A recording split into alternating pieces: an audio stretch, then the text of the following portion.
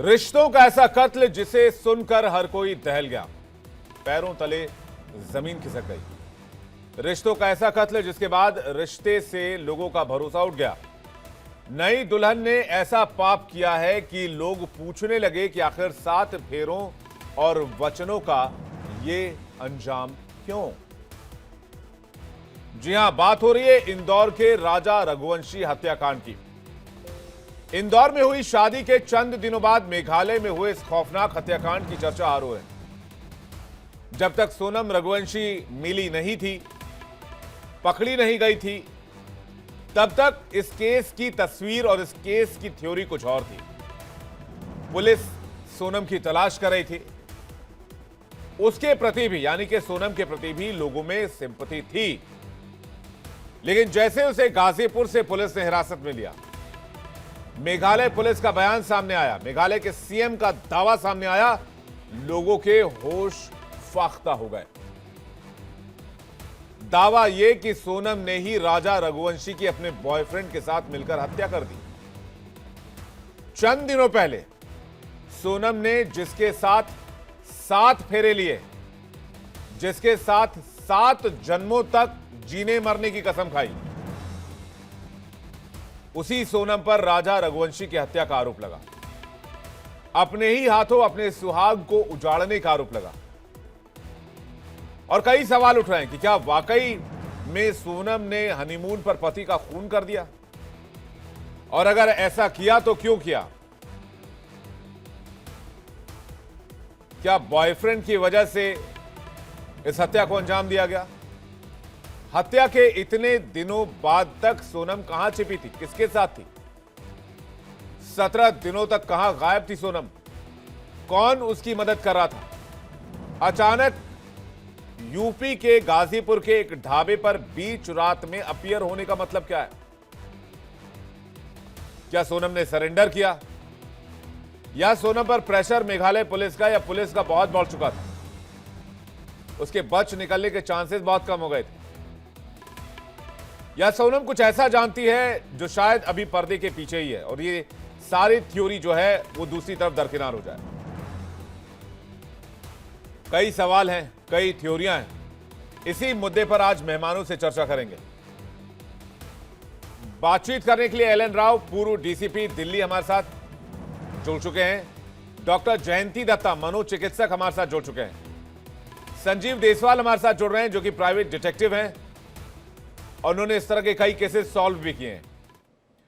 बरखा त्रेहन, अध्यक्ष पुरुष आयोग, हमारे साथ थोड़ी देर में होंगी, और साथ साथ योगिता भयाना, सामाजिक कार्यकर्ता, भी हमारे साथ थोड़ी देर में जुड़ेंगे। आप मेहमानों का स्वागत है। दर्शकों, आपका भी एक बार से स्वागत करते हैं। संजीव देसवाल जी ने, मुझे यकीन है कि आपने इस केस पर वर्कआउट कर लिया होगा, आपने इस केस को डिकोड करने की कोशिश भी की होगी, इस केस को समझने की कोशिश की होगी, और इस तरह के कुछ एकाध केसेस से पहले भी आपका पाला पड़ चुका होगा। संजीव जी एक जाने माने प्राइवेट डिटेक्टिव हैं और ऐसे केसेस को बहुत करीब से देखते रहते हैं। तो और एल एन राव साहब भी इस तरह के केसेस से कहीं कभी ना कभी उनका पाला पड़ा होगा, क्योंकि पूर्व डीसीपी दिल्ली रह चुके हैं वो। लेकिन देसवाल जी, आपसे शुरू कर रहे हैं। आपकी थ्योरी क्या कह रही है इस पूरे सिनारियो को अगर हम समझने की कोशिश करें, जरा डिटेल से बताइए आपकी थ्योरी क्या है पूरे केस को लेकर, पॉइंट टू पॉइंट। कि कल मैं आपके शो पर था तो मैं तब भी कहा था कि कुछ ऐसी एविडेंसेस हैं, कुछ ऐसी सर्कमस्टेंसेस हैं जो साफ कह रही हैं कि कहीं ना कहीं ये प्री प्लान मर्डर हो सकता है। लेकिन प्री प्लान मर्डर के अंदर मैंने ये इंगित नहीं किया था कि सोनम ही 100% इन्वॉल्व है, क्योंकि सोनम का अगर नाम लिया जाता तो वहां पे सब के सब ट्रोल करने लग जाते, क्योंकि सोनम के परिवार वाले राजा रघुवंशी के परिवार के साथ वहां पे सोनम को ढूंढ रहे थे, तो इसलिए सोनम का नाम लेना बहुत मुश्किल था। लेकिन साफ इंगित किया गया था कि ये प्री प्लान मर्डर है। उसकी वजह क्या थी? उसकी सबसे बड़ी वजह यह थी कि न्यूली मैरिड कपल एक ऐसी एरिया में घूमने जाता है जिस एरिया में वो पहले कभी नहीं गया है, और वहां पे वो स्कूटी अगर किराए पे लेता है, उस स्कूटी को पार्किंग में खड़ी ना करके वो जंगल के अंदर 3 किलोमीटर ले जाता है और उसे हाइड करने की कोशिश करता है। ये ऐसा लगता है। वहां फिर चाबी पड़ी मिलती है। वहां चाबी कैसे पड़ी मिल सकती है? कोई भी इंसान अगर अपने स्कूटर को खड़ा करेगा तो चाबी को अनलॉक करेगा गाड़ी को, उसके बाद चाबी अपनी जेब में डालेगा, लेकिन चाबी वहां मिलती है।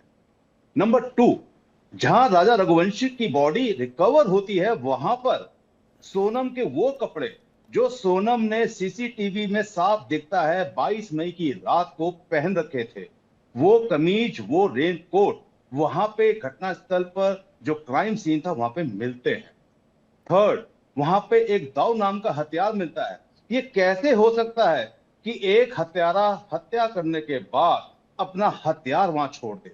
ये कैसे हो सकता है कि एक हत्यारा हत्या करने के बाद सोनम को ले जाए और उसके ऊपर के कपड़े वहां छोड़ दे?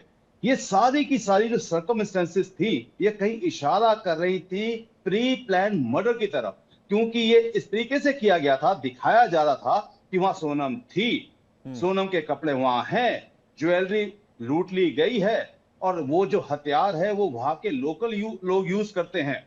ये सारी चीजें साफ साफ दिख रही थी, क्योंकि हथियार भी नया था, ऐसा नहीं था कोई बहुत पुराना हथियार था, साफ दिख रहा था नया हथियार है। अब बात समझ में आती है कि ये हथियार वहां क्यों खरीदा गया।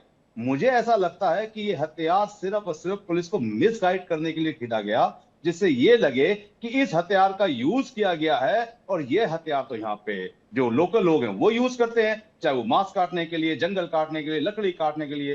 तो अगर ऐसा हथियार यूज किया गया है तो इसका मतलब लोकल लोग यूज हो रहे हैं इसके अंदर। तो ये कहीं पुलिस को मिसगाइड किया जा रहा था।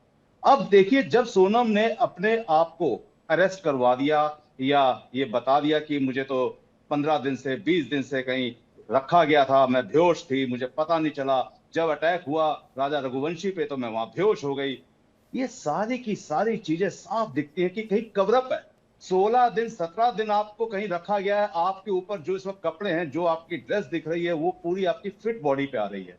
तो कैसे हो सकता है कि 16 दिन तो आपने कपड़े नहीं पहने होंगे, अलग अलग कपड़े पहने होंगे। 16 दिन तो आपने खाना पीना भी खाया होगा, बहुत सारे आपने वर्क भी किए होंगे जो नेचुरली लाइफ में करने पड़ते हैं। वो कैसे हो रहे थे? आप गाजीपुर इसलिए आई क्योंकि आपको पता था कि गाजीपुर से मैं नेपाल भाग सकती हूं। लेकिन प्रॉब्लम यह थी कि राजा रघुवंशी का परिवार का जो प्रेशर बना हुआ था पुलिस के साथ, मीडिया के साथ, वहां के जो लोकल नेता हैं, मिनिस्टर्स हैं, उसकी वजह से सोनम को और इन सब क्रिमिनल्स को लगने लगा कि अब हम पकड़े जाएंगे, अब हम नेपाल भी जाएं तो भी पकड़े जाएंगे। तो उस कंडीशन में इन्होंने गाजीपुर के अंदर अपने आप को इस तरीके से लेडी ने दिखाया कि मुझे यहां कोई छोड़ गया है। अगर इस केस को हम और अच्छी तरह डेप्थ में जाके समझें, जी। तो मुझे ऐसा लगता है कि अगर इन्वेस्टिगेशन जब पुलिस करेगी तो ये जो क्रिमिनल्स पकड़े गए हैं, ये क्रिमिनल्स वहां पे रैकी करके गए होंगे पहले 3-4 महीने। ऐसे जगह को नहीं चुना गया होगा। इस जगह को चुनने की सबसे बड़ी वजह है कि ये एक जंगल है, जहां एकांत है, जहां कोई आता जाता नहीं है, मौसम ठंडा है, बारिश है, यहाँ पे आपको फिंगरप्रिंट नहीं मिलेंगे, आपको यहाँ फुटप्रिंट नहीं मिलेंगे। ये सारी चीजें समझने के बाद, ये प्लान करने के बाद, और सबसे बड़ी बात, 9 लाख रुपए वो लेडी अपने बैंक से निकालती है हनीमून में जाने से पहले। क्या ये पैसा इसलिए निकाला गया कि इन क्रिमिनल्स को दिया जा सके? क्या ये पैसा इसलिए निकाला जा सके कि जब वो ये सब काम कर देंगे तो उसके बाद छुपना भी है? वो ज्वेलरी इसलिए लेके गई। ये देखिए, सारे की सारी जो सर्कमस्टेंसेस है, जी। ये साफ क्लियर पता चल रहा है कि ये पूरा का पूरा प्री प्लान मर्डर था और ये किया गया। जी। मुझे लगता है बहुत अच्छी तरीके से आपने इसको डिकोड करने की कोशिश की है। देसवाल जी, मेरे कई और सवाल हैं, उन सवालों को लेकर आप तक आऊंगा, जी। लेकिन एल एन राव साहब इस केस को कैसे देख रहे हैं as a DCP, as a police officer? उनका एक बार व्यू जान लेते हैं। राव साहब, आपने कैसे देखा इस पूरे केस को? नमस्कार आपके सभी व्यूवर्स को और आपको सभी को को-पैनलिस्ट को। और नो डाउट ये बहुत सीरियस इंसिडेंट है और बहुत ही चर्चित केस हो गया है, क्योंकि इसका जो जिस ढंग से किया गया है और जो इसका प्लानिंग किया गया है, ये बड़ा ही अपने आप में यूनिक लग रहा है। देखिए, जब भी कोई ऐसा ब्लाइंड मर्डर केस, इसको मैं ब्लाइंड मर्डर कहूंगा इनिशियली, जब कोई डेड बॉडी मिलती है तो पुलिस के लिए वो ब्लाइंड केस होता है। और उस केस को सॉल्व करने के लिए जो सर्कमस्टांसेस वहां पर मिलते हैं, मौके पर जो चीजें मिली हैं, और मौके पर जैसा जैसा कुछ हुआ है, स्कूटी मिली, उसके कपड़े मिले और कुछ मिला, उसके आधार पर पुलिस इन्वेस्टिगेट करती है, जिस प्रकार से संजीव जी ने बड़ी डिटेल में बताया है। उन जो सर्कमस्टांशियल एविडेंस को लेकर जब पुलिस आगे इन्वेस्टिगेशन करती है तो वो उन सर्कमस्टांसेस को कनेक्ट करती है, आपस में कोरिलेट करती है, क्या हुआ होगा, पॉसिबिलिटी क्या हो सकती है, वो सारी कोरिलेशन करने के बाद में पुलिस फिर कहीं ना कहीं अपनी इन्वेस्टिगेशन का जो डायरेक्शन है, जो दायरा है, वो उसको आगे शुरू करती है।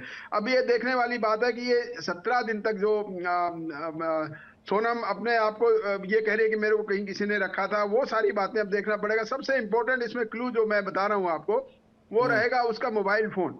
उसका मोबाइल फोन कब बंद हुआ, क्या हुआ, उसके मोबाइल फोन में कॉल डिटेल रिकॉर्ड्स क्या थी, वो कहाँ कहाँ से किस किस से बात की थी इस प्लानिंग से पहले। ये डेफिनेटली एक क्रिमिनल कॉन्स्पिरेसी है, जो कि उसमें एक साबित ये हो जाएगा कि अब सोनम ने यही कॉन्स्पिरेसी करने के बाद में उन जो भाड़े के जो किलर्स हैं, जिनको हम सुपारी किलर्स भी बोलते हैं, उनको अंगेज किया, कैसे उनसे कनेक्शन हुआ, कैसे उनको जान पहचान हुई और किस प्रकार से सारी प्लानिंग की गई, हथियार कहाँ से प्रोक्योर कराया गया, वो जगह की रेकी, जैसे अभी बता रहे थे कि रेकी किया, जंगल में उसका डेड बॉडी मिला। इन सब चीजों को आपस में कोरिलेट करने के बाद में पुलिस ने कहीं न कहीं ये पहले अपनी पिक्चर बना ली होगी कि ये मर्डर में कहाँ पर क्या एंगल है, और उसको सोनम को प्राइम टारगेट बनाया होगा। और सोनम इसीलिए ये कहाँ कहाँ छुपी रही और 17 दिन तक कहाँ रही, किसके पास रही, वो सारी चीजें अब इसके मिलने के बाद अब ये तय होगा कि वो सारी चीजें बताएगी। सभी चीजों को कोरिलेट किया जाएगा। उसकी झूठ अगर हुई तो वो आगे उसको कोरोबरेशन जो भी चीज ये बताएगी। देखिए, जब भी कोई इंटरोगेशन होती है पुलिस के द्वारा, तो जो तथ्य वो बताती है उनको आगे वेरीफाई करते हैं कि वो सही बोल रही है कि गलत बोल रही है, और वो वेरिफिकेशन उसकी कॉल डिटेल रिकॉर्ड से पता लगेगा, या उसका फोन कहाँ था, कब बंद हुआ, ये सारी चीज, वो फोन अभी रिकवर करना भी जरूरी है, वो सारी चीजें होंगी। और जो 9 लाख रुपए निकाले गए थे उसका पर्पज क्या था, वो करना पड़ेगा। उस पैसे को कहाँ कहाँ किया गया, किसको दिया गया, जब दिया गया तो कैश दिया गया था या कैसे दिया गया, सारी चीजें अब इन्वेस्टिगेशन का पार्ट है। और मैं समझता हूं कि अभी मेघालय पुलिस डिटेल में इसकी इंटरोगेशन करेगी, इसका पुलिस कस्टडी रिमांड लिया जाएगा, उसके बाद इसके सारे के सारे जो सवाल है परत दर परत खुलेंगे और सारी इन्वेस्टिगेशन सामने आएगी। लेकिन सबसे इंपॉर्टेंट सवाल अब ये आ रहा है कि ये मेघालय पुलिस की यहाँ पेश क्यों नहीं हुई। अगर इसने पेश ही होना था तो यहाँ गाजीपुर में गाजीपुर में आकर किसी ढाबे वाले के फोन से, जैसा बताया जा रहा है, उसने अपने किसी को फोन किया और वहां से फिर पुलिस आई। सबसे ज्यादा मिस्ट्री अब यही है कि गाजीपुर ये क्यों पहुंची, क्या कनेक्शन था गाजीपुर में इसका, और गाजीपुर ही क्यों गई और कहीं क्यों नहीं गई। और अगर इसने सरेंडर ही करना था तो मेघालय पुलिस को कर सकती थी, लेकिन उसमें उसको ये लगा किसी ने।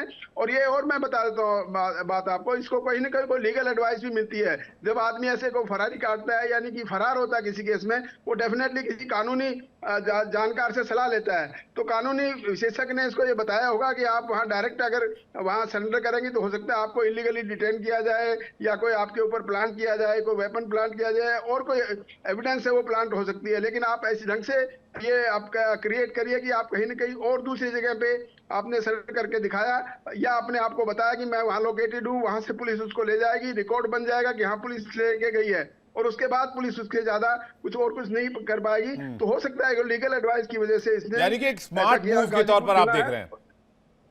जी जी, ये एक स्मार्ट मूव के तौर पर आप देख रहे हैं कि एक बेहद स्मार्ट मूव है इसका, बहुत स्मार्ट मूव है। कोई इसमें डेफिनेटली स्मार्ट मूव के साथ साथ कोई गाइड और एडवाइस करने वाला भी है, जो कि सारे खुलासे अब उसकी इंटरोगेशन से होंगे।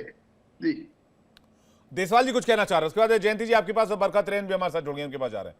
देसवाल जी। राव साहब जी, मैं ये कहना चाहता हूं कि नेचुरली ये अगर कहते हैं वहां पे आई है, गाजीपुर आई है, तो देखिए जब भी कोई प्री प्लानिंग होती है तो 2 तरीके से होती है। एक होता है एग्जीक्यूशन, एग्जीक्यूशन उसने कर दिया, मर्डर करवा दिया या कर दिया, ये था एग्जीक्यूशन। दूसरा था फरारी काटना।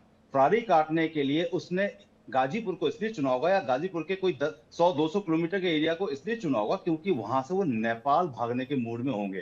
क्योंकि जो उन्होंने इतनी सारी ज्वेलरी इकट्ठी करके ले गए थे, जो वो 9 लाख कैश ले गई थी, वो सारा पैसा, वो सारी ज्वेलरी कम से कम आदमी आराम से 2-4 साल आराम से निकाल सकता था। और ये सबसे बड़ी बात है कि वो गाजीपुर इसलिए आती है क्योंकि वहां से नेपाल की सीमाएं लगती है, नेपाल को जाने का रास्ता वहां से इजी है और कोई वजह नहीं हो सकती वहां पे आने की। अब बात है कि गाजीपुर आप आ चुके हो तो वापस आप नहीं जा सकते थे इतना प्रेशर पड़ने के बाद, तो आपने फिर गाजीपुर को चुना और उस ढाबे को चुना, उस काशी नाम के ढाबे को चुना जहां पे दूर दूर तक सीसीटीवी नहीं। लेकिन इसमें मैं आपको एक चीज और बताना चाहूंगा, बहुत इंपॉर्टेंट एविडेंस है। एक ऐसी एविडेंस है जिसमें गाइड ने साफ साफ कहा था कि इन दोनों के पीछे 3 लोग थे और वो हिंदी में बात कर रहे थे। वहां की जो लैंग्वेज है वो खासी और इंग्लिश लैंग्वेज है, हिंदी में बात कर रहे थे। ये स्टेटमेंट बहुत पहले आ चुकी है, इनके पकड़े जाने से पहले आ चुकी है और पुलिस उसके ऊपर काम भी कर रही थी।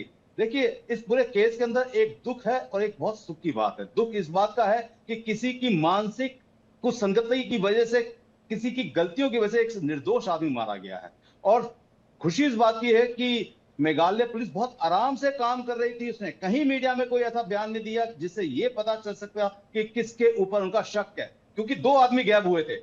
एक आदमी की लाश मिल गई थी और एक आदमी नहीं मिला।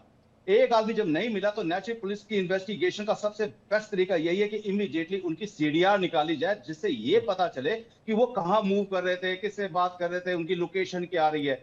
उन्होंने ये सोच के फोन नहीं कहते सीडीआर निकाली थी कि ये सोनम ने ही सब कुछ किया है, लेकिन जब सोनम की सीडीआर के अंदर उन्होंने देखा कि ये तो कंटिन्यू 1 साल से अपने और नौकर से, अपने जो कहते हैं क्या काम करता है उसके साथ कंटिन्यू और टाइम में बातें कर रही हैं। यहां से उनको एक लीड मिल गई और जैसी वो लीड मिली उस आदमी की भी डिटेल निकाली गई। उसकी भी जब सीडीआर निकाली गई तो फिर उसके कांटेक्ट में जो लोग थे क्रिमिनल, उनकी भी डिटेल आई और सबसे पता चला कि इनकी लोकेशन भी इस एरिया के अंदर आ रही थी उस वक्त जब ये कत्ल हुआ और जब ये लोग यहाँ आए। बस पुलिस को यहाँ से लीड मिल चुकी थी, पुलिस की इन्वेस्टिगेशन स्टार्ट हो चुकी थी। बिल्कुल सही कह रहे हैं जी।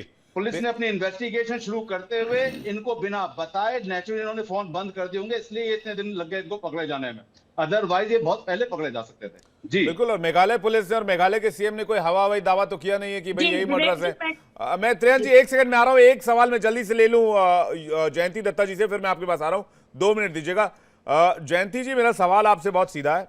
मेरा सवाल यह है कि भाई आप बगावत कर दीजिए, आप परिवार में मना कर दीजिए, शादी नहीं करेंगे। सोनम अभी लेटेस्ट मामला है, इसके पहले मुस्कान और साहिल का मामला हमने देखा, उससे पहले और रही है कि प्रगति का हमने मामला देखा। ये ब्रूटल मर्डर क्यों? आखिर ये क्या मानसिकता होती जा रही है? आप पहले मना नहीं कर पाते शादी से कि भाई मेरा प्रेम प्रसंग है, मैं शादी नहीं करूंगी, मेरा किसी और के साथ अफेयर। आप अच्छे खासे भले शादी कर लेते हैं और उसके बाद आप प्लान मर्डर को अंजाम देते हैं, आप अपने हस्बैंड को मार देते हैं, अपने बॉयफ्रेंड को मार देते हैं ना कि ये शायद नेपाल भाग जाते या पैसे लेके गए कुछ करते। देखिए ये तो इट्स ऑब्वियस थिंग कि it's a pre planned thing, नहीं तो ये इतनी दूर जाती नहीं, और जाती तो ये स्कूटी हायर करके अपने हस्बैंड को वल्नरेबल क्यों करती। और ये जिन लोगों का कत्ल से हम लोग जोड़ रहे हैं नाता, ये लोग सारे इसके जानकार के लोग हैं। तो व्हाट वाज द मोटिव, ये करना क्या चाहती थी?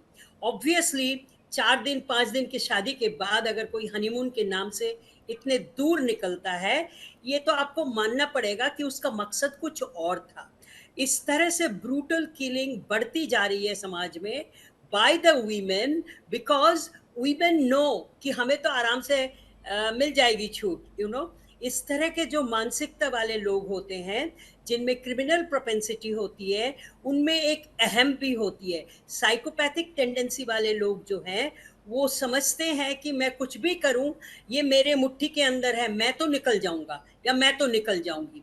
अब ये चीज़ मैं नहीं मानती, ये खुशवा से भी इसका कोई प्यार का ऐसा संबंध होगा। These are the people who are criminal, ये they cannot love anybody। दूसरी चीज, इसके परिवार वालों को अंदेशा जरूर था, जो खुशवा के साथ इसका अफेयर था। आई एम श्योर उन्होंने ऑब्जेक्शन किए होंगे, क्योंकि खुशवा उनका नौकर था, एज है, और उसको दबाने के लिए उन्होंने जबरन इसकी शादी करवाई मैट्रिमोनियल से। ये कि ये इतनी इजीली एक्सेप्टेड हो गई। लोग कह रहे हैं कि वो खुश दिख रही थी। खुश तो दिखेगी, क्योंकि उसने देख लिया कि मेरा मकसद जो था मैंने उसको पा लिया। अब उसका तुरंत हड़बड़ाहट में इतने दूर जाना और बहाने बना के जाना और इस तरह से ब्रूटली इसको अंजाम देना, one should really find out what was the motive. Motive सिर्फ उसको कत्ल करके खत्म करने की बात नहीं थी, सिर्फ खुशवा के साथ भागने की बात नहीं थी। There are chain of events, one has to find out कि what was the intention, किस वजह से उसने इस तरह से इसको अंजाम दिया। जयंती जी, मैटर बरखा त्रेन भी हमारे साथ है। बरखा जी, मैटर सिर्फ मर्डर का नहीं है, पारिवारिक विश्वासघात, प्रेम संबंधों में असफलता के साथ ही समाज के बदलते स्वरूप का भी ताना बाना दिख रहा है। साजिश पूर्वक उठाए गए कदम सोचने को मजबूर करते हैं कि रिश्तों में भरोसा खो जाता है तब उसका नतीजा कितना विनाशकारी होता है। साथ ही ये घटनाएं वैवाहिक रिश्तों में संवाद, मानसिक स्वास्थ्य और पारदर्शिता की वकालत भी करती हैं। लेकिन इस घटना से हम एक चीज ये तो देखते हैं कि महिलाएं अब प्री प्लान करके मर्डर कर रही हैं, डेटा जो है वाइप कर रही हैं, सबूत मिटा रही हैं, एविडेंसेस छिपा रही हैं, लोकेशन चूज किए जा रहे हैं। ये आखिर हो क्या गया सोसाइटी को? जी बिल्कुल, आपका प्रश्न बहुत सही है और मैं आपका धन्यवाद करना चाहूंगी कि आप लोग ऐसे शोज कर रहे हैं। समय आ गया है कि हम जितनी ज्यादा जागरूकता कर सके इस मुद्दे पे कि बहुत निर्मम हत्या हो रही है हस्बैंड्स की, लड़कों की कोई सुनवाई नहीं है इस देश में। बर्बरता इतनी बढ़ गई है कि आप देखिए कि कैसे बॉयफ्रेंड के साथ मिलकर हत्याएं की जाती है पति की। वो पति किसी का बेटा भी होता है। मुस्कान वाले केस में तो सीमेंट में डाल के जमा दिया, टुकड़े टुकड़े करके। जी जी बिल्कुल, सौरभ हत्याकांड में मैं मेरठ में थी, मैं 2 दिन मेरठ में रही। मैंने मुस्कान की फैमिली, सौरभ की फैमिली, पुलिस सबके साथ बातचीत करी और हमने पूरा रोड मैप बनाया। जब भी आप पैनलिस्ट के साथ डिस्कशन कर रहे थे तो मैं ही यही कह रही थी, what is the road map further.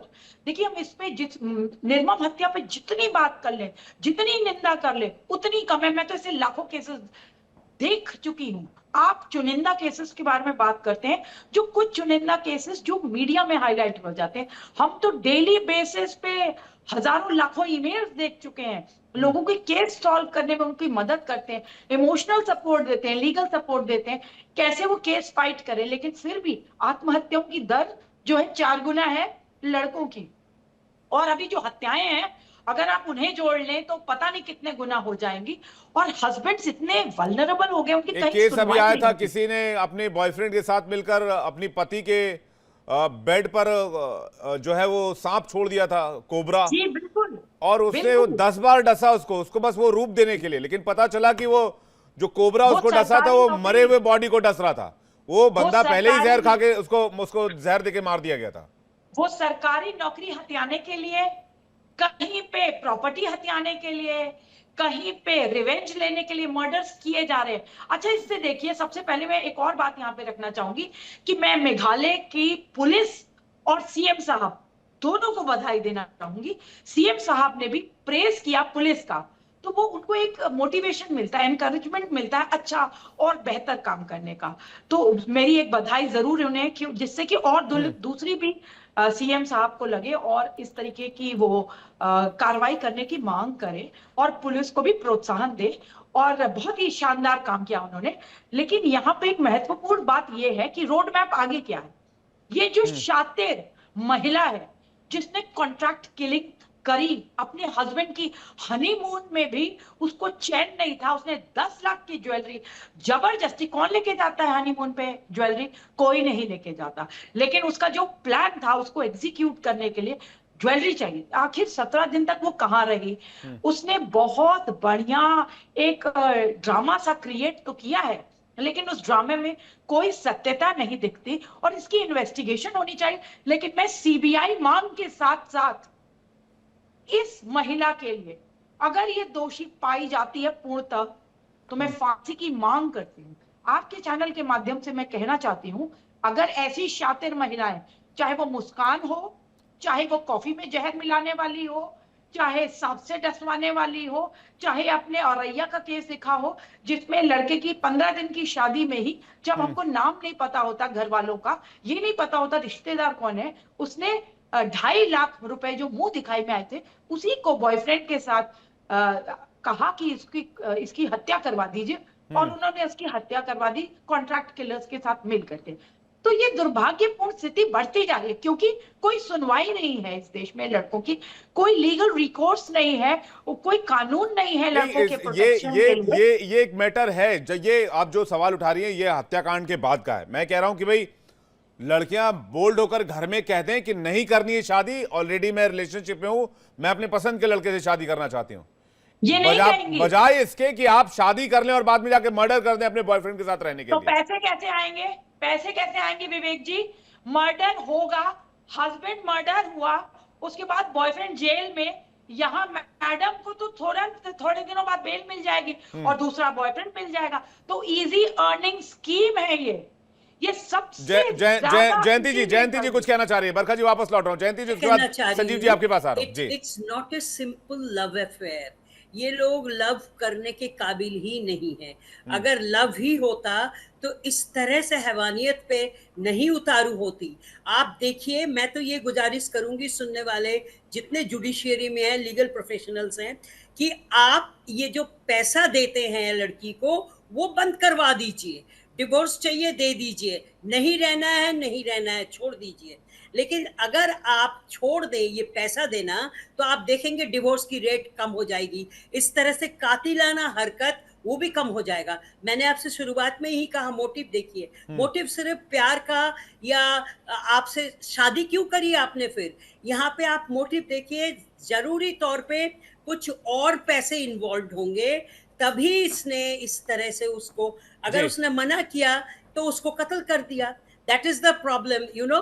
Before anything happens we don't get up, we don't take cognizance. कत्ल होने के बाद हाय तौबा होती है। अब बताइए पनिशमेंट कहाँ है? बरखा जी सही कह रही हैं कि पनिशमेंट है ही नहीं।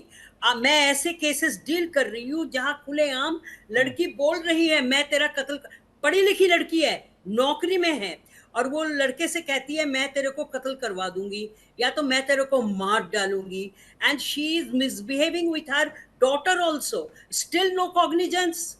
कहीं पे आप औरत के लिए, मैं, it's high time you should punish the perpetrator, not the gender. आप देखिए औरतें इतनी बेरहमी से कत्ल कर रही है। देखिए कत्ल तो होती रही है, we are not new to the murder, but इस तरह की हैवानियत से उसको अंजाम तक पहुंचाना, उसको टुकड़े कर देना, सीमेंट में ये दबाना, ब्रुटैलिटी और ये जो विश्वासघात है, साइकोपैथिक, साइकोपैथिक है बिल्कुल। संजीव देसवाल जी कुछ कहना चाह रहे हैं, उसके बाद This मैं is- एलन राव साहब आपके बात आ रहा हूं। देसवाल जी। देखिए, मैं तो अपनी सोसाइटी को लेकर काफी पॉजिटिव हूँ, नेगेटिव तो मैं सोच ही नहीं पाता, क्योंकि मैं सोचता हूँ कि 140 करोड़ की हमारी जनसंख्या है, उसके अंदर ऐसे कांड हो रहे हैं तो वो हार्डली 0.1% भी नहीं। लेकिन इसके बावजूद भी अगर ऐसे कांड हो रहे हैं तो यहाँ पे सजाएं की दर कम है, सबसे बड़ी वजह है। दूसरी वजह जो है, फास्ट ट्रायल में ऐसे केसेस होने चाहिए। तीसरी जो वजह है, जब ऐसे केसेस होते हैं तो इन पे फॉलोअप नहीं होता और ये 2-4-10 दिन के बाद भूल जाते हैं लोग इस केसों को, और पता चलता है कि जो एविडेंसेस लगाई गई हैं वो इतनी सॉलिड एविडेंसेस नहीं होती, और कहीं ना कहीं लोगों को पहले बेल मिलती है, उसके बाद फिर धीरे धीरे केस चलता है और 5-10 साल केस चलता है, उसके बाद ही बरी हो जाता है। हमें ऐसे केसेस पे फॉलोअप रखना चाहिए। हमें ऐसे केसेस के साथ जब इन्वेस्टिगेशन टीम काम करती है, खासकर पुलिस की इन्वेस्टिगेशन टीम काम करती है, तो सॉलिड टू सॉलिड एविडेंसेस लाने चाहिए। देखिए इसी केस को अगर हम देखें तो यहाँ पे सॉलिड एविडेंस है क्या? 2 इंसान है, एक इंसान मर जाता है, एक इंसान गायब हो जाता है। जब वो पकड़ा जाता है या अपने आप को अरेस्ट करवाता है तो वो ये कहता है कि मैं वहां बेहोश हो गई थी। अरे भाई, वही आई विटनेस था और वही आई विटनेस बोल रहा है कि मैं वहां बेहोश हो गई थी। अब आप इसको कैसे कोर्ट के अंदर ये प्रूव करेंगे ये बेहोश नहीं हुई थी, इसी ने मरवाया?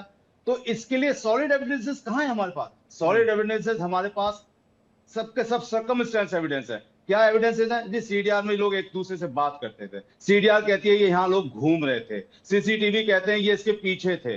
ये सर्कमस्टेंस एविडेंस है, ये सॉलिड एविडेंसेस नहीं है। सॉलिड एविडेंसेस इसमें एक ही है, वो जो हथियार, वो हथियार किसने खरीदा, कहां से खरीदा, कितने का खरीदा, और वो जिसने बेचा उसकी स्टेटमेंट। दूसरा सॉलिड एविडेंस एक और है कि वो जो गाइड था जिसने कहा था कि हिंदी में लोग बात कर रहे थे, वो उनके सामने जब इन क्रिमिनल्स को लाया जाएगा तो वो आई विटनेस बनेगा कि हाँ, आखिरी बार इन्हीं लोगों के पीछे देखा था और यही लोग थे जो मैंने देखे थे। तो नेचुरली वो फिर मर्डर से कहीं कनेक्ट करेंगे। इस तरीके के जब तक सॉलिड एविडेंस, कंक्रीट एविडेंस किसी केसेस में नहीं होंगे तो आने वाले दिनों में ऐसे हालात बढ़ते जाएंगे, क्योंकि लोगों को लगेगा सजा तो होती नहीं है। जी, मैं संजीव जी एक चीज और आपसे जानना चाह रहा था, ये एक्स्ट्रा मैरिटल अफेयर या राव साहब एक सेकंड में आपके पास, या शादी से पहले के अफेयर, इस तरह के केसेस आपके पास कितने आते हैं और एक आज की सोसाइटी में क्या ये बहुत कॉमन हो गया है? देखिए, आप विश्वास कीजिए, 35 ईयर्स से मेरे को ज्यादा हो गए इस प्रोफेशन के अंदर। पहले इतने नहीं आते थे जितने ज्यादा अब आने लग गए। मैं पोस्ट मैट्रिमोनियल, शादी के बाद की इन्वेस्टिगेशन को इतना इंपॉर्टेंट नहीं मानता हूं जितना मैं प्री मैट्रिमोनियल इन्वेस्टिगेशन को मानता हूं। अगर हम इसी केस की बात करें तो खुदा ना खास्ता अगर किसी प्राइवेट डिटेक्टिव से सोनम की अगर इन्वेस्टिगेशन कराई गई होती तो सोनम के कहीं ना कहीं किसी ना किसी के साथ, राज कुशवाहा के साथ उसके अफेयर दिखते, और जब वो अफेयर दिखते तो नेचुरली वो अफेयर जब बताए जाते राजा कहते रघुवंशी के परिवार को, तो शादी नहीं करते, और जब शादी नहीं करते तो इतना बड़ा हत्याकांड ना होता, तो इसके सबसे उसमें नीचे क्या था? मतलब सबसे अगर ज्यादा वो था संजीव देसवाल जी प्री-मैट्रिमोनियल जैसे किसी इन्वेस्टिगेशन। प्राइवेट डिटेक्टिव से या संजीव देसवाल से प्री मैट्रिमोनियल इन्वेस्टिगेशन करा लेते तो शायद आज राजा रघुवंशी हमारे बीच होते और ये केस बिल्कुल होता ही ना और ये शादी भी नहीं होती। तो प्री क्या ऐसे मैट्रिमोनियल इन्वेस्टिगेशन कराए जा रहे हैं आज बहुत की तारीख में? इंपॉर्टेंट है। क्या ऐसे इन्वेस्टिगेशन कराए जा रहे हैं आज की तारीख में?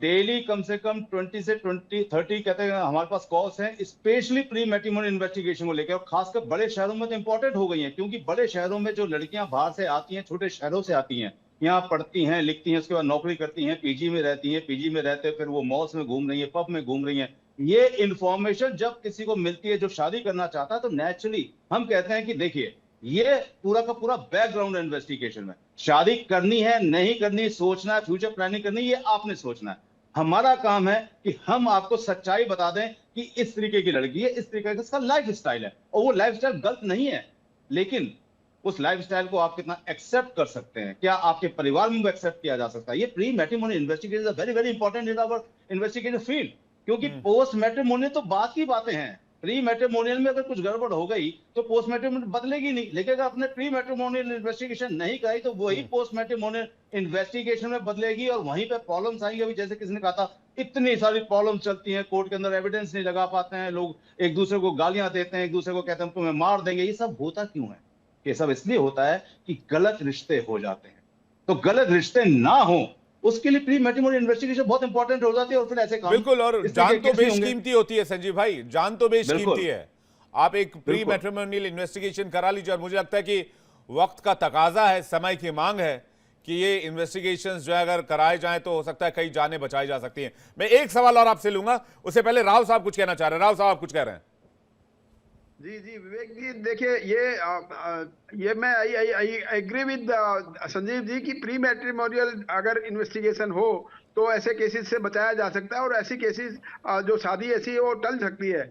लेकिन मैं एक चीज और मैं बताना चाह रहा हूँ यहाँ पर, साक्ष्यों के आधार पर, यानी कि एविडेंसेस के आधार पर। इस केस में कोई डायरेक्ट एविडेंस सिवाय एक दो लोगों के वर्बल स्टेटमेंट के नहीं है, लेकिन सर्कमस्टांशियल एविडेंस इतने मजबूत इसमें रहेंगे। और मैंने मैं पुलिस के अलावा भाई 10 साल से वकालत भी कर रहा हूँ, तो मुझे मालूम है कि सर्कमस्टांशियल एविडेंस अगर स्ट्रॉन्ग है और वो प्रूव हो जाए कोर्ट में, तो वो भी केस बिना किसी गवाही के भी सजा हो सकता है। तो इसमें मेन इंपॉर्टेंट बात इसमें ये रहेगी, क्योंकि बीएनएसएस भारतीय नागरिक सुरक्षा संहिता में आजकल जो क्रिमिनल इन्वेस्टिगेशन में फोरेंसिक साइंस को बड़ा इंपॉर्टेंस दिया गया है। तो इस केस में मैं समझता हूं कि फोरेंसिक साइंस के जो एविडेंसेस हैं वो ज्यादा इसमें इंपॉर्टेंट रहेंगे, और इन्वेस्टिगेशन में भी उनका बहुत ज्यादा यूज करने के लिए प्रावधान है इसमें। तो मैं समझता हूँ मेघालय पुलिस जितने एविडेंसेस इसमें मिल रहे हैं उनको पूरा थ्योरोली करेंगी। सबसे इंपॉर्टेंट बात इसमें मोटिव एस्टेब्लिश करना है। जब तक इसमें मोटिव नहीं क्लियर होगा तब तक मर्डर केस में सॉलिड एविडेंस को साथ में उसको ट्रायल में ले जाना बहुत ही मुश्किल काम होगा। लेकिन हाँ, इसमें मोटिव डेफिनेटली ये है कि प्री मैट्रिमोनियल जो अफेयर्स थे इसके वो साबित करना जरूरी है, और कुशवाहा के साथ में रिलेशंस थी, और उसके बाद कुशवाहा के और लोगों से जो कनेक्शन है जो बाकी लोगों का, जैसे अभी मैं देख रहा हूँ आपके कि पुलिस कस्टडी की जा रही है और वो 7 दिन का मांगा है। तो इसमें जो भी होगा तो हर एक क्रिमिनल को, अभी जो जितने भी अक्यूज पर्सन है उनको कन्फ्रंट किया जाएगा, आपस में एक दूसरे के स्टेटमेंट के साथ में कन्फ्रंटेशन होगा, फिर उसके बाद पुलिस डेफिनेटली सच्चाई प्राप्त कर लेगी। तो मैं एक चीज बड़ा क्लियरली बता दूंगा, इसमें अभी जब क्रॉस इंटरोगेशन या थोरो इंटरोगेशन इन सभी मुलजिमों की होगी तो बहुत कुछ और एविडेंसेस सामने आएंगी। ये 17 दिन का जो सीक्रेसी है कि 17 दिन कहाँ रही, वो राज क्या है, वो भी शामिल होगा। किन किन लोगों ने इनको आगे बचाने के लिए कोशिश की, वो सारे नाम सामने आएंगे। राव साहब कई बार पुलिस पूछताछ में भी अपराधी टूट जाते हैं और इकबालिया बयान दे देते हैं, इसीलिए पुलिस कस्टडी रिमांड लिया जाता है। पुलिस कस्टडी रिमांड में ही टूटते हैं। इनिशियली उनको समझ में आता है कि 24 घंटे में पुलिस हमसे पूछेगी, फिर कोर्ट में पेश कर देंगे, लेकिन पुलिस कस्टडी रिमांड दिया ही इसलिए जाता है कि उनके बारे में और ज्यादा गहन पूछताछ हो। गहन पूछताछ में बाद में जो कोरोबोरेशन होती है उनके स्टेटमेंट्स की और कन्फ्रंटेशन होती है बाकी लोगों के साथ, उससे ज्यादा। राव साहब आगे लीगल प्रोसेस क्या होगा और बाकी प्रोसेस क्या होंगे मैं आपसे जानूंगा। देसवाल जी से जल्दी से एक सवाल ले लेते हैं, चूंकि समय उनके पास भी सीमित है।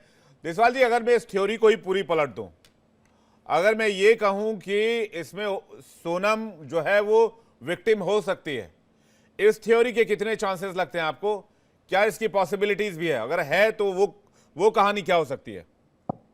देखिए, मेरे को इस थ्योरी की कहते हैं जो 0% लगती है चांसेस, क्योंकि जैसे राव साहब ने कहा कि सर्कमस्टेंस एविडेंस, इसमें कोई दो राय नहीं कि मर्डर केसेस के अंदर 90% सर्कमस्टेंस एविडेंस के ब्याह पर ही सजा होती है। क्योंकि आई विटनेस कहाँ होते हैं मर्डर केस के अंदर? मान लीजिए कोई सांप से कटवा रहा था अपने घर में, तो वहां आई विटनेस कहाँ होगा? जो कोई ड्रम में डाल रहा था, तो वहां आई विटनेस कहाँ होगा? हर जगह सर्कमस्टेंस एविडेंसेस होंगे। इसमें भी एक सर्कमस्टेंस बहुत एविडेंस बहुत इंपॉर्टेंट है। अगर राज कुशवाहा ने पहले रैकी की होगी और इसकी अगर प्रीवियस ट्रैवल हिस्ट्री में ये क्लियर हो गया, और नंबर 2, जब ये हनीमून क्या पे पता यहाँ आए थे, राज कुशवाहा मर्डरर हो और राज कुशवाहा से बचने की कोशिश जो है वो सोनम कर रही हो। तो 17 दिन वो अपने आप को छुपा के रखने की उसे जरूरत नहीं थी। 17 दिन में वो कहीं ना कहीं कोई ना कोई रास्ता निकाल के, वो जब पहली बार उस अरेस्ट हुई है या पहली बार उसने अपने आप को सरेंडर किया, तभी बोल सकती थी कि राज कुशवाहा ने सब कुछ किया है, वो वहां छुपा हुआ है, ऐसा है। मतलब वो सब चीजें बता सकती थी। आप उसकी अगर बॉडी लैंग्वेज को समझे, जब से वो कहते हैं अरेस्ट हुई है, उसने कुछ नहीं बोला है। उसने एक ही बात बोली है कि मैं बेहोश थी, मैं जब कत्ल किया गया वहां बेहोश हो गई। ये सारी बातें साफ पता चल रही हैं कि वो अपने मर्डर स्टोरी को कहीं कवर अप कर रही है। अगर वो विक्टिम होती तो वो इस तरीके से कवर अप नहीं करती, क्योंकि इसमें कोई दो राय नहीं है कि राज कुशवाहा और ये जो गैंग है, जो उसके 3-4 दोस्त हैं, जिसे हम सुपारी किलर बोल रहे हैं। देखिए, सुपारी किलर वो होते हैं जिनका ये काम होता है कंटिन्यूटी में, जो पैसा लेके कत्ल करते रहते हैं, उन्हें हम बोलते हैं सुपारी किलर। उन्हें हम बोलते हैं कॉन्ट्रैक्ट किलर। ये कॉन्ट्रैक्ट किलर नहीं है। उसके ऑफिस में, उसकी दुकान में, उसकी फैक्ट्री में काम करने वाले से उसे प्यार हो जाता है। प्यार घर वालों को पता चलता है, घर वाले तैयार नहीं होते शादी करने के लिए, और उसके बाद उसकी शादी राजा रघुवंशी से कर दी जाती है। राजा रघुवंशी को इसलिए मार दिया जाता है कि जब वो मर जाएगा तो उसकी भी प्रॉपर्टी लेंगे, उसका भी पैसा लेंगे और इसके साथ भी इंजॉय करेंगे। ये सारी की सारी क्लियर चीजें दिख रही हैं। बहुत शीशे की तरह साफ है ये केस कि इसके अंदर कोई मोटिव भी बहुत क्लियर है, प्यार मोहब्बत, बहुत क्लियर मोटिव है। सोनम के पिता फिर क्यों कह रहे हैं कि भाई मेघालय पुलिस ने सारा खेल किया हुआ है? और पिता है वो, पिता है दोस्त, वो पिता है। पिता क्या कहेगा? पिता को थोड़ी पता है कि मेरी बेटी ऐसा भी कर सकती है। उनके लिए शॉकिंग न्यूज है ये। उनकी बेटी ऐसा कर सकती है, हो सकता है उनके माइंड कॉन्शियस में अगर कई देखिए, बात हो। इसमें एक एंगल तो देशवाल जी ये हो सकता है ना, माफ कीजिएगा आपको बीच में रोक रहा हूं, प्लीज, पिता प्लीज। को तो पता रहा होगा कि वो पिता के ऑफिस में किसी एम्प्लॉय से उनकी बेटी का प्रेम प्रसंग चल रहा है। उसको खत्म करने के लिए उन्होंने शादी करवाई होगी राजा रघुवंशी से कि तुम शादी करो और परिवार का नाम मिट्टी में मत मिलाओ, परिवार का नाम, परिवार की इज्जत खराब हो जाएगी, तो जबरन शादी कराई होगी। तो वो पार्ट मुझे लगता है उनके पिता को पता होगी, क्योंकि ऐसे केसेस हमारे देश में नॉर्मल हैं कि आप किसी लड़की को किसी बॉयफ्रेंड से अलग करने के लिए शादी करा दी जाती है। विवेक जी, मुझे लगता है किसी पिता को अगर ये पता चले कि उसकी बेटी ऑफिस के काम करने वाले या फैक्ट्री में काम करने वाले किसी इंसान के साथ प्यार करती है, तो सबसे पहले तो वो उस आदमी को अपने यहां से नौकरी से निकालेगा। राज कुशवाहा नौकरी आज भी कर रहा था, तो इससे पता चलता है कि शायद उसके पिता को, उसके भाइयों को ये पता ही ना हो कि उनकी बेटी कर क्या रही है, क्योंकि पिता है वो। हमारे यहां पर हम इन्वेस्टिगेशन देखते हैं कि लोग अपने घरों से निकलते हैं, 1 किलोमीटर 2 किलोमीटर उतरते हैं रात को, फिर अपने घर पैदल चलते हुए आते हैं, अपने दोस्तों की गाड़ियों से निकलते हैं। अगर ज्यादा ड्रिंक कर लेते हैं तो दोस्तों के यहीं सो जाते हैं, कहते हैं हम स्टडी कर रहे हैं या कुछ काम कर रहे हैं। ये सब लाइफस्टाइल है आजकल के यंगस्टर्स का। माता पिताओं को नहीं पता चलता। यंगस्टर आज की वेस्टर्न लाइफ में जी रहे हैं और माँ बाप आज की पुरानी संस्कृति की लाइफ में जी रहे हैं। माँ बाप सोचते नहीं हमारे बच्चे बहुत अच्छे हैं, क्योंकि वो पुराने ख्यालात के लोग हैं, वो इतनी जल्दी शक नहीं कर पाते। लेकिन बच्चे आजकल सोशल मीडिया के ऊपर एक्टिव हैं, बार पब में जा रहे हैं, तो ऐसी लाइफ को जीने वाले लोग इतने स्मार्ट। आप देखिए ना इस पूरी मर्डर मिस्ट्री को अगर आप समझने की कोशिश करिए, कितनी प्लानिंग है, कितनी डेप्थ है इस प्लानिंग के अंदर, कि वो पैसे निकालती है, अपने हस्बैंड को मजबूर करती है शिलोंग ले जाने के लिए, फिर शिलोंग से मजबूर करती है जंगल में ले जाने के लिए। ये सारी की सारी क्या चीजें हैं? बारिश वाला इलाका चुनती है जिससे कि फिंगरप्रिंट ना मिले, फिंगरप्रिंट ना मिले, फुटप्रिंट ना मिले। बिल्कुल बिल्कुल। तो ये जो प्लानिंग है, उसके बाद छुपने की प्लानिंग कि मैं जब कत्ल कर दूंगी नेचुरली मुझे कहीं छुपना भी तो है। वो छुपने की प्लानिंग थी। ये छुपने की जो प्लानिंग है वो कहां छुपी थी, किसके घर में रुकी थी, ये सारी एविडेंसेस, सर्कमस्टेंस एविडेंस बनेगी, वहां पता चलेगा कि प्लानिंग नजर आती है। ठीक कह रहे हैं आप, बहुत माइन्यूट प्लानिंग है। बिल्कुल बिल्कुल। और इस प्लानिंग का खुलासा जब होगा, जब पता चलेगा कि जहां रुकी थी वहां किनके साथ रुकी थी, कौन लोग थे वो, किनको किराए पे मकान लिया गया था, या इसके दोस्त थे, या राज कुशवाहा के दोस्त थे, या उसके दोस्त के दोस्त थे, ये सारी चीजें धीरे धीरे इन्वेस्टिगेशन में सामने आएंगी। और सर्कमस्टेंस एविडेंस और कॉन्क्रीट एविडेंस, वो हथियार जो खरीदा गया है मारने के लिए, कहां से खरीदा गया, कब खरीदा गया, किससे, ये सारी एविडेंसेस इस केस को बहुत क्लियर कर देंगे और इसमें सजाएं होंगी। बस फास्ट ट्रैक पे ये केस चलने चाहिए, मुझे ऐसा लगता है। राव जी। साहब, क्या केस फास्ट ट्रैक में चलाया जाएगा? क्योंकि ये मुझे एक ऐसा केस लगता है जो कि हमारे सामाजिक ताने बाने को नुकसान पहुंचाता है, डेंट करता हुआ नजर आता है, और उस तरह के केसेस बढ़ भी रहे हैं। देखिए विवेक जी, देखिए डेफिनेटली ऐसे केसेस बढ़ रहे हैं और इन्वेस्टिगेशन पे डिपेंड करता है कितनी जल्दी इन्वेस्टिगेशन पूरी होती है। इसमें इन्वेस्टिगेशन पूरी करने के बाद पूरे एविडेंसेस को एक दूसरे के साथ कनेक्ट किया जाएगा और खास तौर से जैसे मैंने पहले कहा एफएसएल से रिपोर्ट जो साइंटिफिक एविडेंस का उसको लिया जाएगा। उसके बाद इसकी चार्जशीट फाइल होने के बाद जितनी जल्दी चार्जशीट फाइल होगी और उसके बाद अगर फास्ट ट्रैक कोर्ट में इसको केस को ट्रायल में भेजा जाएगा तो मैं समझता हूँ जल्दी इसकी डिसीजन होगा। सबसे इंपॉर्टेंट बात एक और भी इसमें आएगी जो अभी बात हो रही थी, इसका प्रीवियस कंडक्ट। हमारे साक्ष्य अधिनियम जो पहले एविडेंस एक्ट था उसमें सेक्शन 8 में ये है कि अक्यूज की कंडक्ट क्या है।